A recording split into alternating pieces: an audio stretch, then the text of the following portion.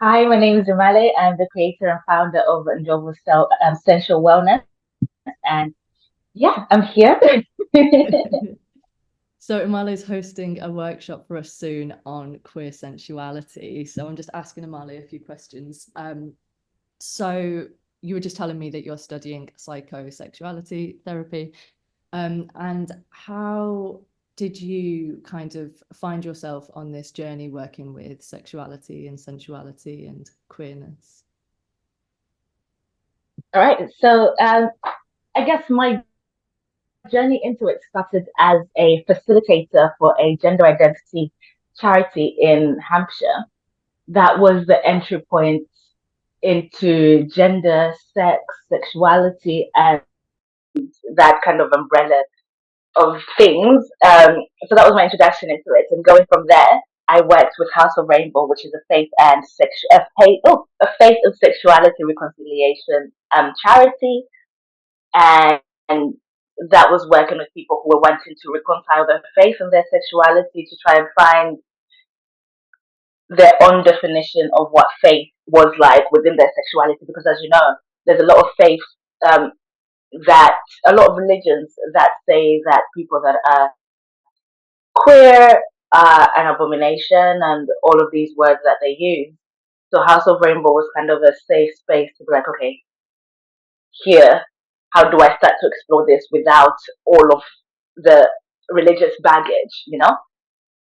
And then I worked with a sexual health charity as well that I was going around doing education around sex and reproductive health and relationships. And so meeting people in the community and speaking to people and what their experiences within relationships, what their experiences within exploring themselves is and are, and all of that stuff, I started to meet more people. And then I worked for a local authority running a sexual health sexual health program for young people.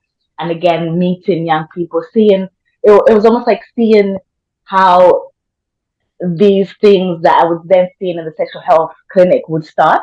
So there were young people who were experiencing unhealthy behaviors, relationships, and all of this kind of stuff would be referred to me. And then I'll start the work of like talking to them and trying to figure out, okay, what's happening? How did we get to this point, etc., etc. And then my own interest in trying to figure out if, in trying to figure out that yes, the body has wisdom, but how do we tap into that wisdom? And then also my own curiosities about indigenous practices, because what was the knowledge that we've lost? How do we claim that back in the body? And how do we use that to get to know ourselves better so that we can love ourselves and accept ourselves for the experiences that we are, you know, because we're here to experience life. And it's without all of the baggage that comes with it. I think to be able to stand and witness that, oh, wow, here I am looking at the orange in trees in autumn, you know, it's beautiful. And how do we get to that? So that's what led me to doing the psychosexual therapy work. Yeah.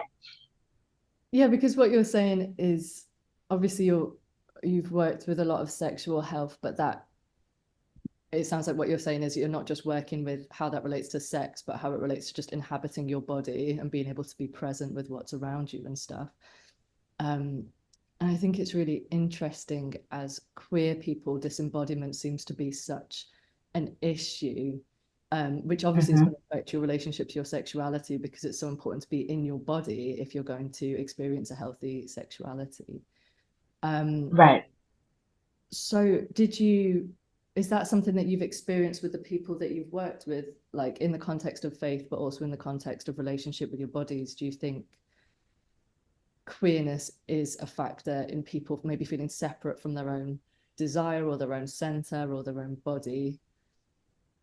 Is that Yeah, something? absolutely. Absolutely. I think absolutely. Because once someone accepts that they're queer, it comes with not even accepts, once they know that they're queer, it comes with a hyper awareness of the isolation, especially in some cultures or some communities, in some spaces, that if you acknowledge your queerness, you acknowledge that you separateness, your separateness from the other, right? And so that all of that kind of plays in together. And I think by being intentional with being like, okay, I need to accept, or even not even accept, because I think that sometimes acceptance is a journey. I need to recognize that, okay, these are the feelings that I'm feeling. How do I honor this? And how do I honor desire within that? How do I, within that, like, how do I move within that, you know? Because oftentimes, even before we then talk about the queerness, right? Already we don't have a lot of language to talk about desires. Already we don't have a lot of urgency about what it is we want. And then the queer aspect comes in and you become completely separated from your body, your desires, your things, because all of that exists in a cauldron of shame, you know? So it almost even becomes a for some people it can also become a thing of like, yeah, I'm saying I want this, but I don't trust my body, so I'm not gonna get the thing that I want, you know? Even as rudimental was like, yeah, I'm thirsty, but maybe it's not thirst. So I'll do something else instead. Or I'll just ignore this because it'll go away by itself. But no, your body is telling you need something and how you're going to honor that need. And when we start honoring the needs bit by bit, we start to honor ourselves because then we become like, okay, I am worthy of honor and what I want is this. And I think, especially within the queer, within for me, I think queerness and sex is such an amazing gateway to be able to articulate yourself in a way that makes sense outside of sex and sexuality and all of that, because actually now you go in and you're able to negotiate for yourself better because actually you have honor, you have urgency, you can self advocate. If you can advocate for yourself in the bedroom, what's going to stop you from advocating for yourself outside? Because actually, no, Yeah. you know, and standing strong in that no and being making it a juicy no, you know, yeah, if that answers the question. No, absolutely. No, I love that. That's so interesting. And what you were saying about learning to honor what you're feeling, basically, um, how that applies to being listened to as well. Because if you're not able to listen to yourself and validate yourself for basic feelings, like the need for a drink of water or something, that kind of brings me to what you were saying to me earlier about on your course, whenever queerness was brought in, people were trying to pathologize it. So how are you meant to be listened to in wider social situations, or have your needs advocated for, you know, in mainstream therapy or mainstream anything, when you're not able to even trust yourself or trust or hear your own needs? And do you mind sharing a little bit about that, about the just your experience on your course? Or I don't want to, you know, put your course in it, but that No, of urge to course, of course. apologize. So, yeah, of course. So, like I was saying, like there was instances where we'd be talking about something as it pertains to queerness, and people would want to find a childhood moment that this all happened, or maybe this. And I understand that it's ignorance that lets people, that gets people to that space. But I think that seeing that and being able to be like, actually, no, pardon me, in the sessions, for me to be like, hey, no, we're not going to do that, felt also very empowering because actually, if they're hearing that and being like, oh, if their thoughts are being challenged about what it means to be queer, I think that it sows a seed of curiosity that makes people go out and search for things and research and find out. And it's unfortunate that actually to get queer affirming therapies, especially, can be difficult. And you have to know where you're going, who you like. You have to be very intentional with seeking out the people who do that, because on the course again, but experienced people as thinking of queerness as a political thing. And while yes, you can move within your queerness as a political thing, before that, it's your way of being, you know, and you can't discredit that. So there was instances where like there was a comment that someone made, and they said that bringing in a queer feminine ness into a session was, going against someone's cultural needs or all of that things or what even their religious stances and their political blah blah blah. People use a lot of language to say that, oh, I don't want to tell this person that it's okay to be queer. And that made me feel really sad because actually if someone is seeking out therapy at that point and they're coming to you and saying to you that, hey, I think because I'm queer I'm wrong, there's opportunity to say, hey, you're not wrong because you're queer. Queerness is found in the natural world, and having examples of queerness within the natural world, because queerness exists everywhere. I think you can affirm someone without necessarily touching political, religious, and cultural things, and just talking to the person as a person. You know, because I think that that's what a lot of the queer experience needs is as people talking together and being like, hey, you in your queerness, in your fullness, are welcome in this space and are welcome to explore the vulnerabilities of what it means to be you. Um, because I think being queer is a gift. I think that the way that queer people are able to perceive and move through the world is marvelous without looking at the kind of like the restrictions, because that's another thing, and we have to fight for that, and we have to show up for that, and we have to do that. But also within that, like, to be so in tune with what it is your body is attuning you to, I think is, yeah, yeah. Yeah, it's beautiful. And I think it's really important as well. There's so much association between queerness and trauma. And obviously there is a lot of trauma, which is really valid and it's worth affirming and working. Yeah. But in my opinion, it shouldn't be the root basis of an identity.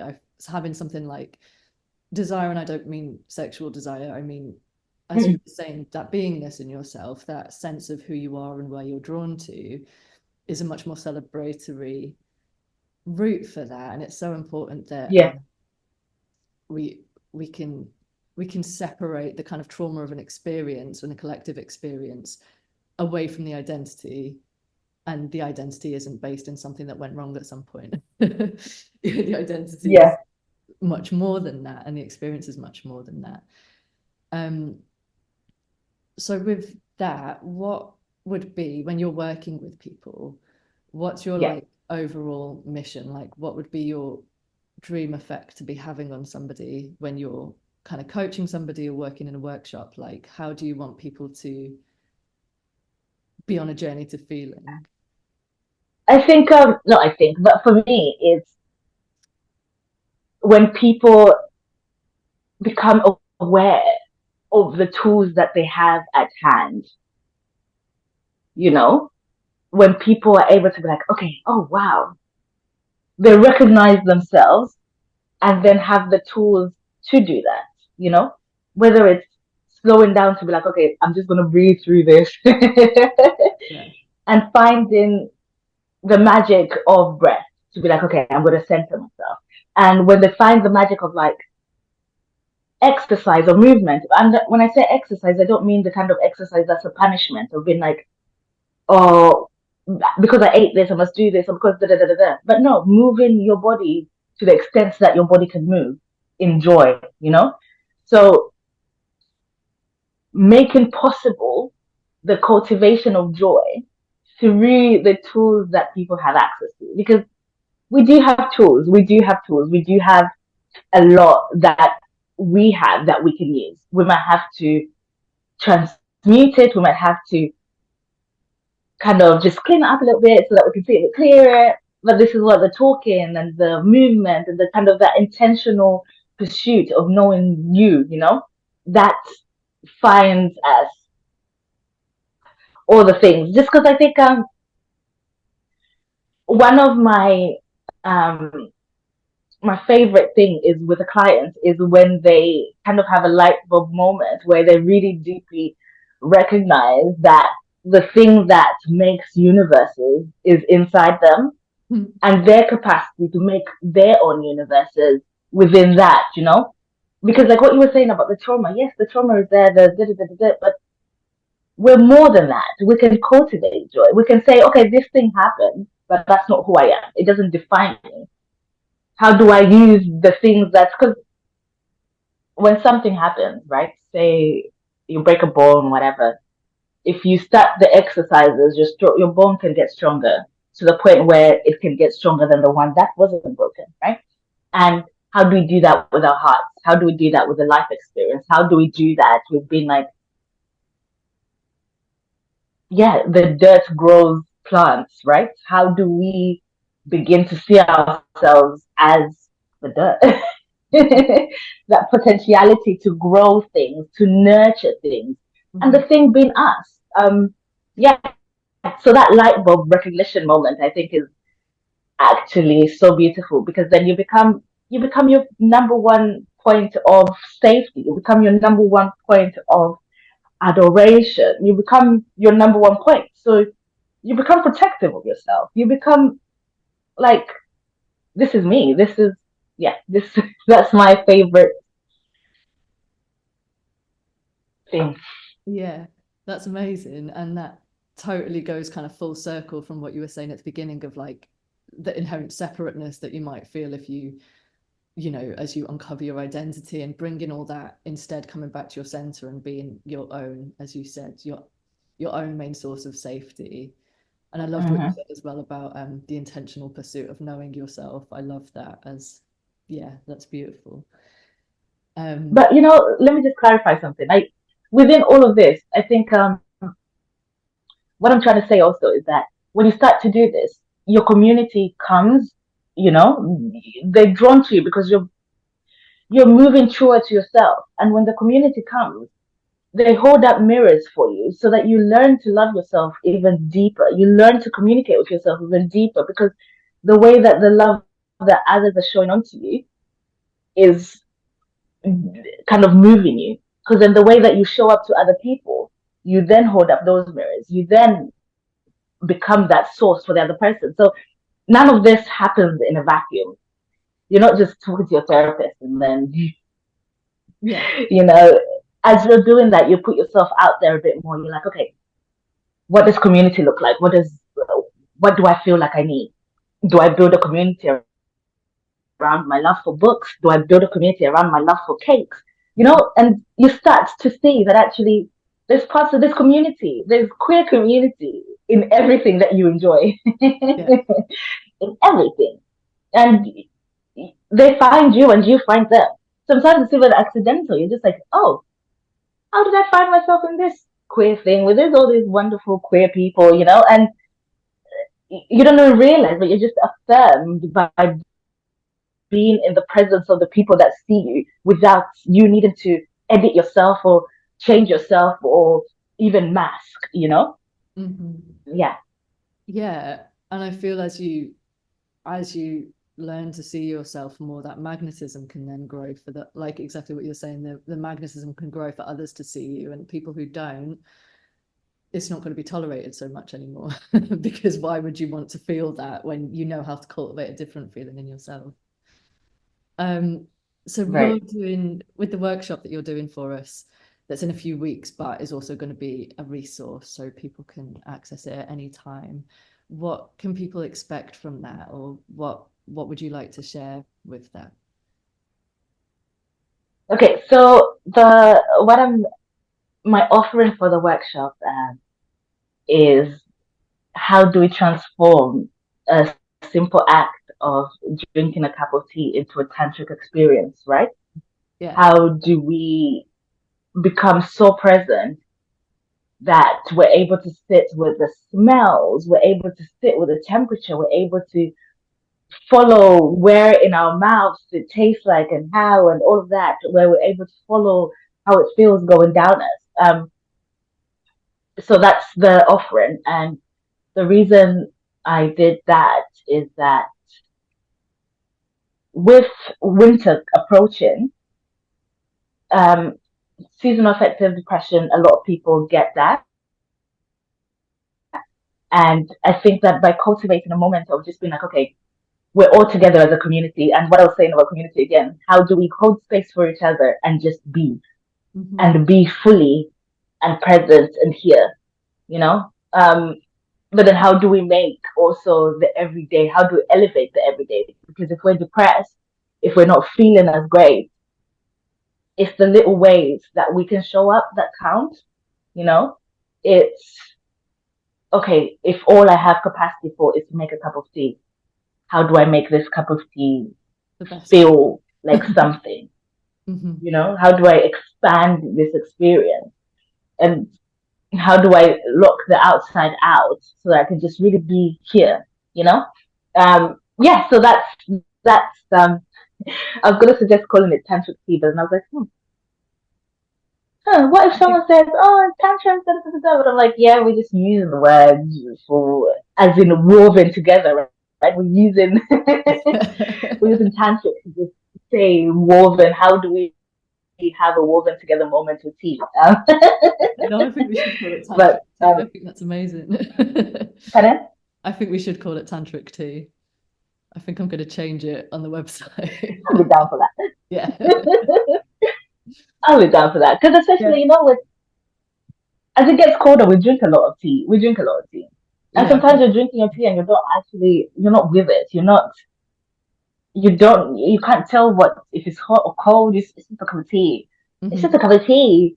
How do we invite ceremony and ritual into our Yeah. life? And how do we bring in performance? Because while yes, there's certain things that we shouldn't perform, but how do we bring in performance with intention of being like, this is a performance Mm-hmm. and go, I am going to give it my all.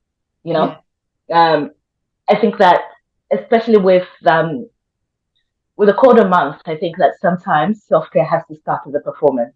It has to be like, look at me, I'm doing self care. Because otherwise, are you actually doing it? You know, are you going out of your way? Are you making up excuses for your self care? Because, oh, I've got this to do, I've got that to do, I've got that to do. But actually, if you block out either a morning, an hour, or whatever to perform that, and performance, the thing is, I think that sometimes people think that performance is insincere. But you know, when you watch a really good movie, there's that there's a Will Ferrell movie that's like a drama. It's like a drama, but they do it so sincerely. But it's so funny. But it's you're constantly waiting for the joke to drop, right? Mm-hmm. But the sincerity in which they do it is so there, it's palpable that it doesn't take away from the whole thing, right? So performance can be sincere. Performance can be from the deepest part of you that wants you to have an experience, right? Because that's what performance is, an experience. And you're giving yourself an experience. And you're witnessing that experience in that performance. Yeah. And I guess like a conscious, intentional, enhanced experience as well. I hadn't thought of it like Mhm. that. That is, as somebody who doesn't do performance, the thought of it being something like that, that's kind of choosing to give yourself an experience in a certain way is really interesting. And also, I think even going back to having cups of tea in winter, I feel so many people have cups of tea just because you want to not think about, there's so many reasons other than wanting a cup of tea that you have a cup of tea, like wanting to give Yeah. yourself a break or wanting to feel comfort or wanting to feel warmer or kind of even indulge in something like that. And so making a big thing out of it actually sounds fun. Yeah. Because, yeah, there is, I think that there's space for ceremony and ritual within our lives. Yeah. Um, there really is. And I think that when you have ceremony, it's a thing, isn't it? Yeah. It's a thing. It's an event. It's a ceremony. The care, the intention that goes into making that ceremony happen. Mm-hmm. I think we need to see our lives as a thing worthy of ceremony. Yeah. Yeah. And ceremony can be a cup of tea. Ceremony can really be a cup of tea. I love I think that. that's the beautiful thing when we start to be intentional with the way that we interact in and experiencing with life is that actually everything that we do can be a thing of great wonder. Mm-hmm. Because actually, look at us, we're even just a simple act of like we're talking on the and on technology this way. Even 30 years ago, we wouldn't have been able to do this. So there's wonder and awe in our everyday, but then everything makes that go away. Mm-hmm. You know, Yeah. there's wonder and awe because wow, Yeah. look at this technology. Like it's wonderful. And even when you look out the window and you look and it's like the tree has green and red and gold and all of this, there's all in the everyday. It's our decision Mm-hmm. to choose to interact with it Yeah. and how sincere is our interaction with it, you Uh-huh. know? Yeah. Sorry, I didn't catch that. Just to choose to have or choose to find your resources, to acknowledge your resources Mm. in you and around you. Oh, thank you so much. I am so excited for Tantric Tea and so great to hear your story. Thank you very much. No, thank you. Thank you. I'm looking forward to our session together as well.